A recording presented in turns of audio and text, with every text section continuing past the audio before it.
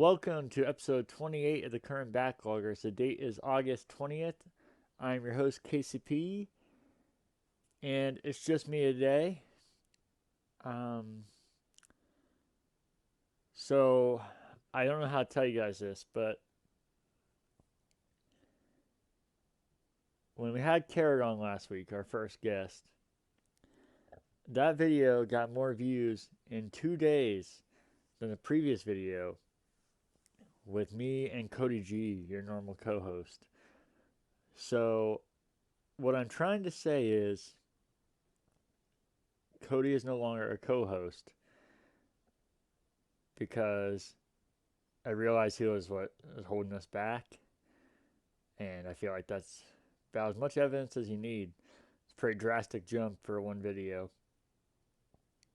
But in all seriousness, Cody's going through some pretty shitty personal stuff, so he asked to kind of be on if it was okay if he couldn't be on for a little bit, so I don't take as much time as you need to.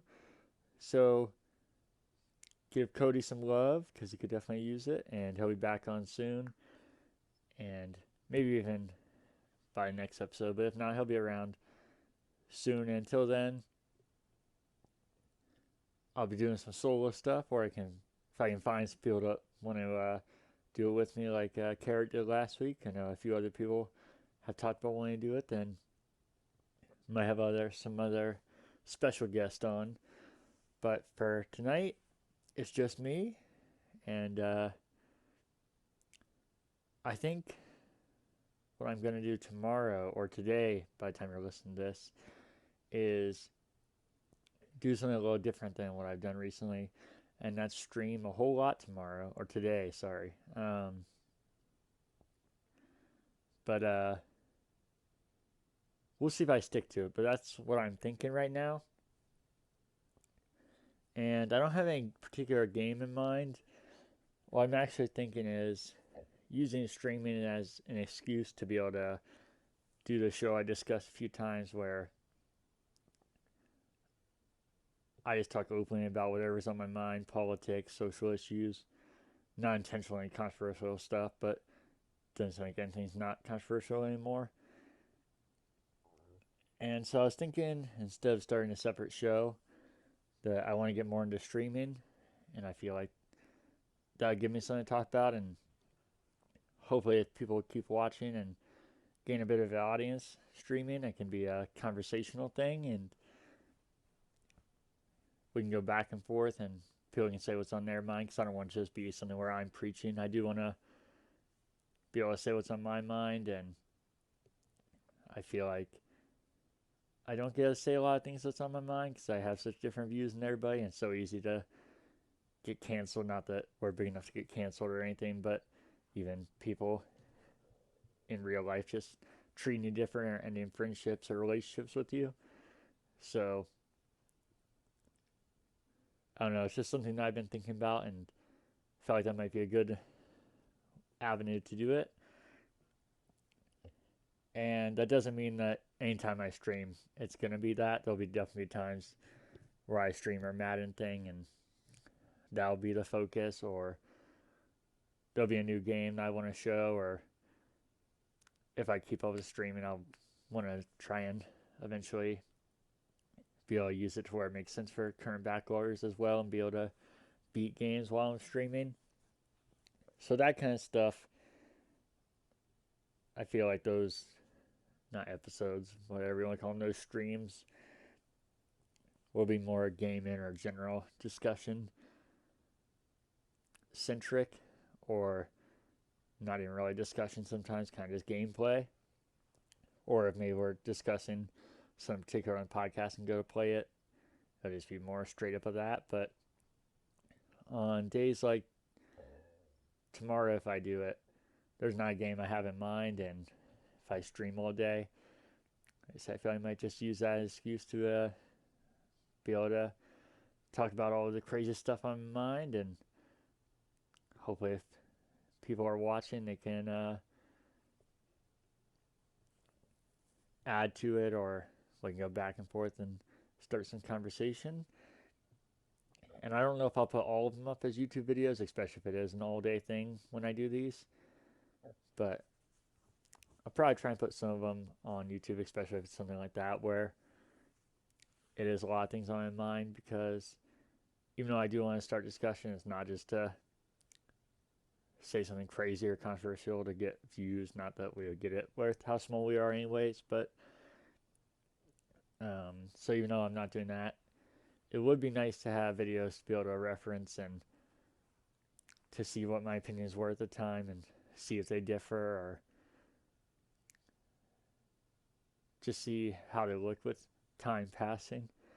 So, with that being said, we'll get into the normal show. I think it's going to be a very short episode. I know we said that many times, even with my solo episodes. So, we'll see how it goes. But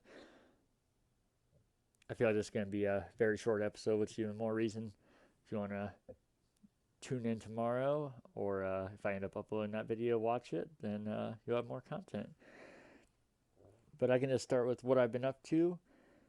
Me and my family went to Cincinnati over the weekend, kind of like a mini vacation. With everything being so crazy, obviously don't have many options to do things safely and comfortably.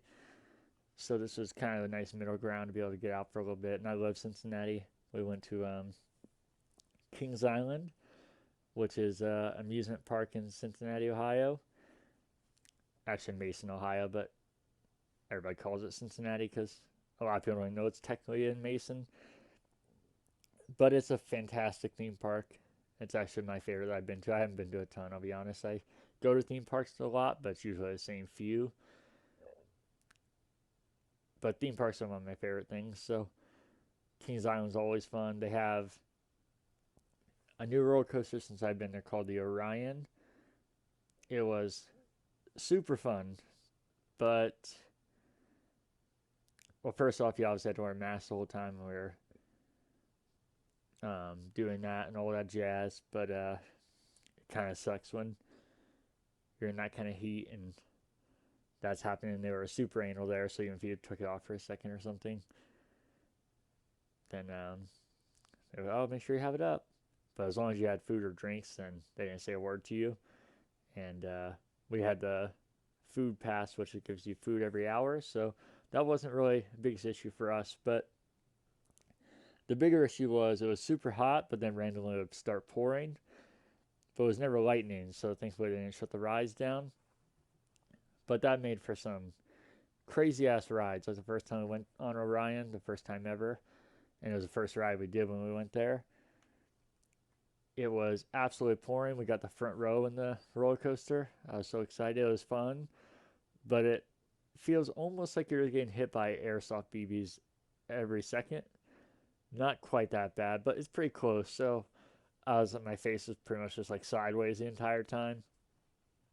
So I was like, that seemed like a cool roller coaster, but I honestly couldn't really tell you what was even happening because it was a little distracting. So we decided at the end of the night we would do it again. I also like seeing roller coasters in daytime and nighttime. I feel like there's a big difference. It stopped raining for a good portion, and as we were in line, it started pouring even worse than before. And then we got on there, and we weren't in the front row, which helped, but it was raining even harder. But I kind of got a technique. That's how you know how ridiculous things are now. Where I was blocking my face to try and block the rain, but also be able to see and enjoy the roller coaster, and that actually worked pretty well. And it's instantly definitely one of my new favorite roller coasters. It's good stuff. And then we went to the Cincinnati Zoo, which I've been to before, but it's a lot of fun. It's not as good as the Columbus Zoo, which that's not being me being biased. The Columbus Zoo has been voted one of the best zoos in the world many times. And I guess Cincinnati Zoo has actually been voted over it multiple times as well, so it's kind of a competition there, but I don't think there is much of a competition. I think Cincinnati is nice, but I think Columbus is definitely better. The Cincinnati Zoo does have wild dogs, though. Go Wild Dogs. But what they don't have is Harambe because they shot him and killed him. So And then we went to La Rosa's Pizza, which is the best pizza in Ohio. IMO, fantastic stuff. If you haven't been there, go there. And then the only other thing we did was go to Jungle Gyms, which if you haven't been there, you have to go to Jungle Gyms. It is this fantastic giant, I don't know, the best way I could describe it is a supermarket, but like an amusement park form of it. It's so over the top. There's food from all around the world, and then they have it lined up as that. So like there's different countries you can go to, and then all the products are there. And then aside from that, they just have, it's the biggest supermarket I've ever been to by far. And then aside from that, they just have such a selection and variety of all this crazy shit. So if you're ever in Cincinnati, Jungle Gyms, check it out. And then normally we do our corrections, questions, and feedback here. But again, there's nothing. So if you have any corrections, questions, or feedback, send it to currentbackloggers@gmail.com. And then the news was pretty light this week, at least what I could, for what I got for us. And kind of, actually, everything we talked about is kind of, or everything I'm about to talk about is things we have talked about. So kind of just an update on some things we discussed before. So me and Cody have talked about multiple leaks about Halo Infinite and Monster Energy drink partnering up, and it was confirmed that 343 or Microsoft will team up with Monster Energy drinks to add or ad campaign to earn weapons and XP in multiplayer. So nothing revolutionary and nothing surprising, but as me and Cody talked about, it's kind of cool. Just seemed like they're going into like a crazy marketing theme with Halo again because it's been so long since they've done that. So even though this is kind of overdone now and kind of common, it was used to be unique with Halo, but now it's just kind of a common thing. But even though it is common, like I said, it's just nice. Seem like there's that excitement and that anticipation for Halo again. And then the other one was another one we discussed the rumor multiple times, the new Call of Duty being Call of Duty Black Ops Cold War. And it was officially announced, and I'm standing by my point. It's fucking ridiculous. They have multiple subtitles for these games now. Is just so crazy. But they said that they'll reveal the game for real on August 26th because the trailer they put out showed no gameplay, but it was a pretty badass trailer. It's just old footage and propaganda of the Cold War, and they said that this will be based off of real life events, which obviously Cold War was real. And the video, like I said, the trailer was really cool, even though I'm not the biggest Call of Duty guy. But I feel like it's going to be most of them. They've been based off of real life events before, and they're about as far away as you can get from realistic, which is okay. It's a game, but if you're based on that kind of thing, it'd be cool to kind of have a history piece, even if there's some over the topness because it's a game. So I guess we'll see August 26th, about a week from now, when we get to reveal how much it seems like it actually is a change of pace for Call of Duty and maybe more realistic in terms of storytelling, or if it is just that's kind of backdrop and this is going to be your same normal Call of Duty. And then the other one was, I discussed this actually completely last week, but I left out part of it, was Suicide Squad from Rocksteady being officially confirmed, but I left out that they said they'll be discussing it at DC Fandom, what a dumbass name, on Saturday, August 22nd. So kind of like Call of Duty, it seems like that's where that'll be the reveal, and I don't know if it'll be gameplay, but kind of the first introduction to it. So I'm excited for that. Media pickups, I do not have any this week. This is where I need my man Cody, because I know he's picking up some media. I don't even know that he actually is. I just know that he is. Uh, and then what I've been playing this week is not a lot either. I've been playing Fall Guys on and off. Still having a lot of fun with that. Getting farther into The Last of Us Part 2. I've been putting it off, but not because I don't like it or any reason in particular. Just so many games and even outside of games trying to stay concentrated on keeping the house clean, spending time with family. I was out of town, spending time with my girlfriend, friends. So kind of just a balance of everything. But Last of Us 2 is something that I can't wait to see how it finishes. And even before it finishes, I just am enjoying playing it so much that I need to stick to it so I can get through it before somebody spoils this game, because it's a miracle they haven't yet. And then the only other thing is the Master Chief Collection on and off, just playing some multiplayer. And then what I've been watching is not much either. That's why I figured this would be a short episode. But and some of this I haven't wasn't actually watching myself, kind of following on my phone or my watch. But the Blue Jackets getting knocked out of the playoff. Sad face. I didn't get to watch the last game, but it sounded so depressing, like many of these games have been. They're down 2-0. They took the lead 4-2, and then I believe with 9 minutes left, let 2 goals. So went to overtime, tied at 4, and then gave up a goal in overtime to end the game at 5-4 and end the series 4-1. And I can tell you a funny story. I don't know if I should share this because majority of these people who listen to this are Blue Jacket fans. But we were at work and I came out to go on break with my girlfriend, and I told her what I just told you, how they were down 2-0, came back or score 4 and instead to go up 4-2, then let 2 to tie it at 4, and now it's in overtime. So we were going out to the car, and I was like, so what's going to happen is I'm going to turn on the radio, and it's going to be real exciting because we're going to win soon after, or I'm going to turn it on, and it's immediately going to be like, oh, goal, Lightning, game over, series over. I turn it on. I promise you within 10 seconds, that exact thing happened in almost the same delivery. She instantly screamed at me that I jinxed it. I only kind of believe in jinxing. I don't think I did, but it's hard to not feel like it there. And it was depressing. But as sad as it is, I said at the beginning of the year that the Blue Jackets had the talent to make the playoffs and maybe even far in the playoffs, and I still believe that. I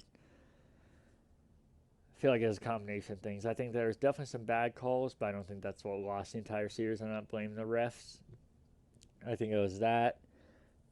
I think it was the fact that all their games were so extended by this craziness of the overtimes and the 5 overtimes and everything that was going on, that they were so exhausted that they had no energy left. And then the last thing is they didn't have too many big injuries, but Cam Atkinson was out multiple games, which I think really messed with it. And then Elvis, the backup goalie, got hurt in, can't remember what game it was, the first series though. And so they didn't have a true backup goalie. I felt that put a lot of pressure on Corpusal, which he played amazing. But that was one of the things that gave me hope, is that I did believe in both them when a lot of people didn't. And I was like, last season and past few seasons, Blue Jackets had Bob, which he was a amazing goalie, but he wasn't always consistent. And also, you had to rely on him because if not, the backup situation was no good. So it was kind of all on him. And you do need a hot goalie in the playoffs, and you kind of ride one. But it's also very important to have a strong backup. So losing that, I think, hurt a lot. But saying all that,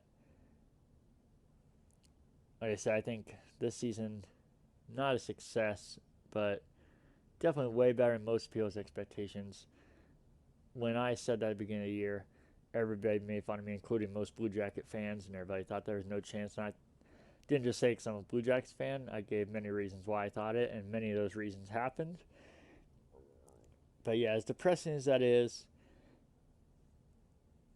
as much as it sucks, I feel like we're so set up for the future. We have two young goalies, and Elvis shouldn't be hurt going into the season, I would imagine. They're both signed for multiple years. They're one of the youngest, if not the youngest, teams in the NHL, so they have more upside than a lot of these teams that might be more skilled than them right now, but are aging and going to lose it, and also paying a lot for players, so they're not going to be able to keep all these players. And then they, even aside from the young players they have now, they have very strong minor league farm system and prospects that a lot of teams don't have. So they have players that we don't even really hear of yet that are going to make a big deal in the coming years. And then, like I said, they also don't have all these aging players that are making massive contracts. So they're going to have more money to spend than other teams. And one of the biggest things is they also don't have a ton of free agents coming up to re-sign. I was looking at their free agents, and there wasn't anybody very notable that was an unrestricted free agent, which I can explain the difference if for people who don't know. An unrestricted free agent means at the end of the year, any team can sign him, and he can sign with the other team, and the Blue Jackets don't get anything for it. The restricted free agent means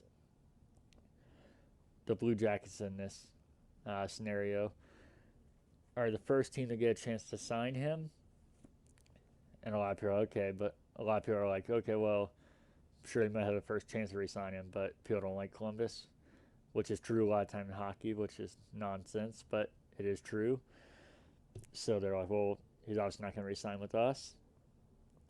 But what they're missing and what they might not know is that it's not just that they only get the first chance; it's that they also the difference between restricted and unrestricted is that a lot of teams won't even go after a restricted player, no matter how good he is, because if they sign him, depending on the player's skill level, you have to automatically give up so much for him. It's not like a trade where it's debatable. It's set by the league. So for somebody like Pierre-Luc Dubois, which is a restricted free agent for the Blue Jackets, it would probably be multiple first-round picks you'll lose. And then on top of that, it's not like a trade either because you're automatically losing that and then also signing to this massive contract. So even though you might be getting a very good player, you're losing a whole lot. So it almost never happens. And then worst case scenario, if that something like that does happen, like I said, Blue Jackets getting a huge amount in return. But yeah, that brings me to my point that Pierre-Luc Dubois is probably their, well, is their biggest free agent, but he's restricted, so that's a big advantage. And they didn't have anybody very noticeable, like I said, that was unrestricted free agent. So I don't think I have much to worry about there. The biggest worry I would say is who Seattle is going to steal from us, the Seattle Kraken new NHL team. Because as we saw a couple seasons ago with Las Vegas, they stole William Karlsson from us, which he was a decent player for us, but he went on to be the leading scorer in the NHL, and they got him for free, which sucks because the Blue Jackets were in the same scenario as these two franchises when they started, and they didn't have all these rules in place. They had some of them, but not nearly as many, and that's part of the reason the Blue Jackets struggled so much. There was definitely other reasons there.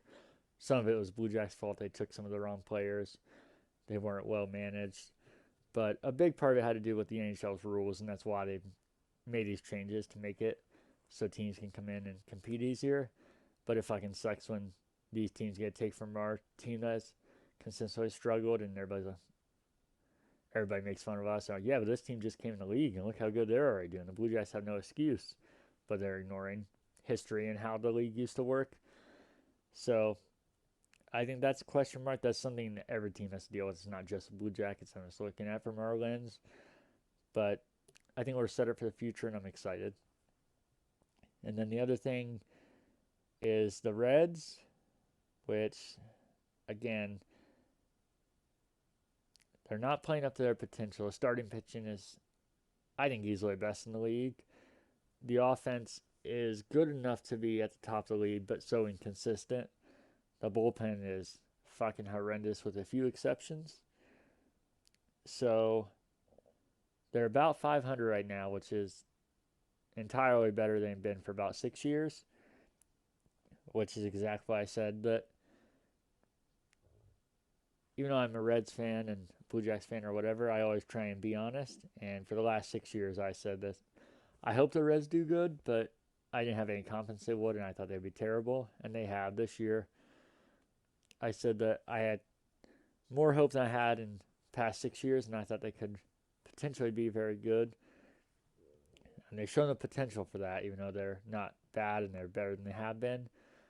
They definitely have not shown their true potential completely, so we'll see if they can do that. And then the only other thing I've watched was tonight we started season 4 of Lost. So I won't add anything to that because I don't want to spoil it for anybody that watched in our group and might not be caught up. But Lost is phenomenal. If you never watched Lost, watch it. Reminders for free games this week. You got on Xbox One, Portal Knights till August 31st. You got Override Mech City Brawl till September 15th. And on 360, you got till August 31st, you got Red Faction 2. And on PlayStation Plus till August 31st, you got Call of Duty Modern Warfare 2 and Fall Guys. So make sure you get Fall Guys before it's too late. So I think that game's only $20, which is worth it for that if you'll play it. But obviously it's worth free if you can get it for that. Then that takes us to Fake Outrage. I don't have any this week. I'm sorry. We'll get that back soon. Maybe when Cody's around and to more of a normal surroundings. So that's the end of the show. Thanks for watching. I think that was definitely one of the shorter, if not the shortest episode yet. But thanks for watching because I know everything's kind of up and down right now and everything's weird. So I appreciate you guys watching. If you have any feedback, you can send it to currentbackloggers@gmail.com. If you have any corrections or questions or feedbacks, I should say, or feedback, I always add an S there for some reason. You can send it to currentbackloggers@gmail.com. And as always, you can follow us on Instagram, Twitter, and Facebook at currentbacklog. But yeah, thanks for watching, and may I'll see you on the stream.